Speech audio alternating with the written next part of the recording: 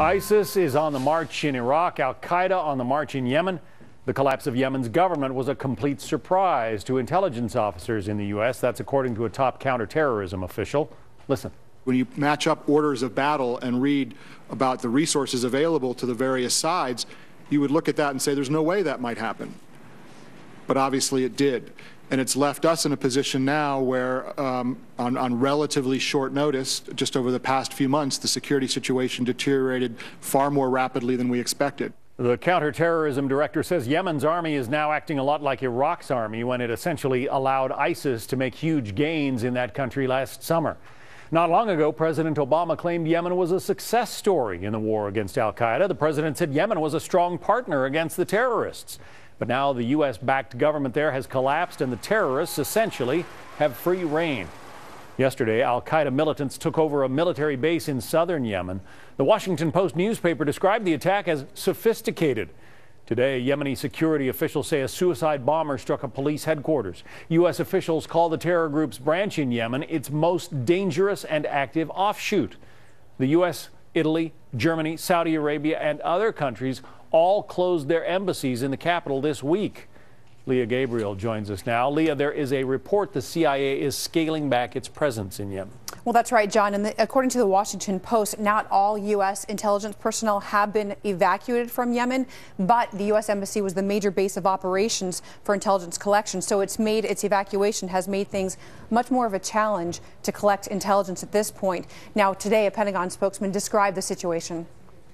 Even before all our personnel were removed from the embassy, the business of intelligence was made more difficult by the political uncertainty in Sana'a. There's no question about that. I'm loath to kind of quantify that for you, but obviously it's harder to get information than it was before. Now, he did say the U.S. military is still able to conduct operations in Yemen. John, he said there are special operations forces that are still there, and they are still training Yemeni security forces. And there's also some new information about the takeover of a major military base there?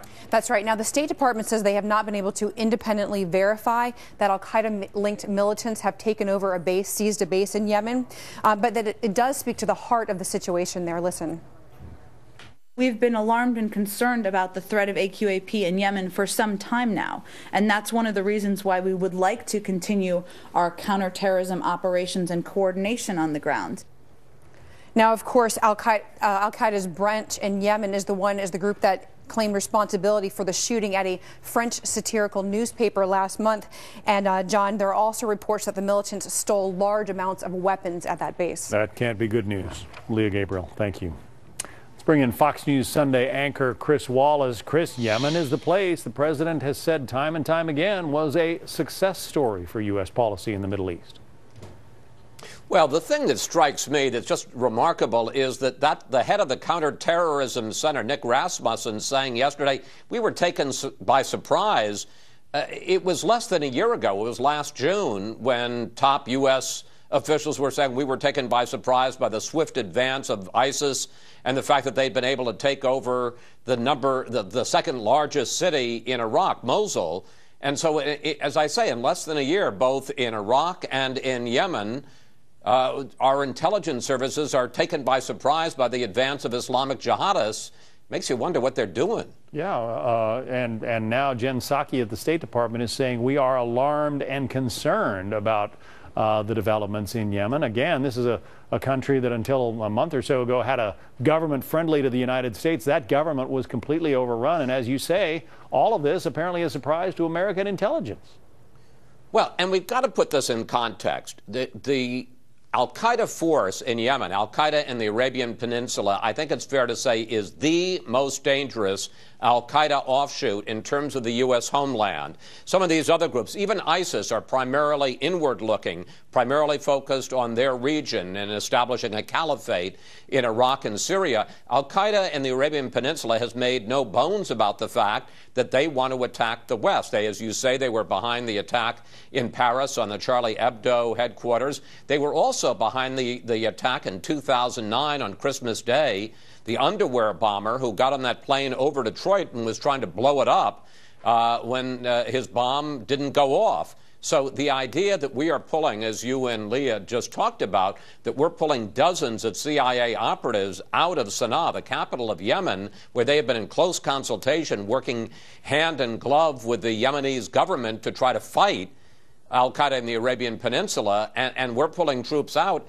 What it really does is say that we are being forced to scale back our efforts to fight our biggest enemy in the Islamic jihadist world. And then let's go to Iraq, where the president has talked about ending a war there responsibly, but we've got 400 Marines at this air base near al-Baghdadi training Iraqi soldiers on how to fight. All of a sudden that base comes under attack, and our Marines come, well, perilously close to being involved in the firefight. Well, in fact, this has been going on for some time. They have been very close to the air base there at Al-Assad. They've been firing mortars in. That has just gotten worse because they've taken over the city of al-Baghdadi. There was a fight going on there for control between the Iraqi forces and ISIS. And again, what it basically says is, it raises questions, is whether or not the Iraqi army is able to fight against ISIS on its own, or whether it's going to need a much more muscular U.S. presence on the ground than it has. Obviously, we've been trying to help the Iraqis from the air in that part of the Anbar province, and we haven't succeeded. And it raises questions about whether or not we're going to need some ground troops on the front lines, maybe in an advisory role, maybe they're as spotters, but trying to do something to help turn back ISIS in that area. As you say, they're getting perilously close to this air base where 400 Marines are posted. Yeah, maybe you can ask some of those questions this weekend. I know you have an important guest. Chris Wallace, thank you. Catch Chris on Fox News Sunday. He will have an exclusive interview with this man, House Speaker John Boehner.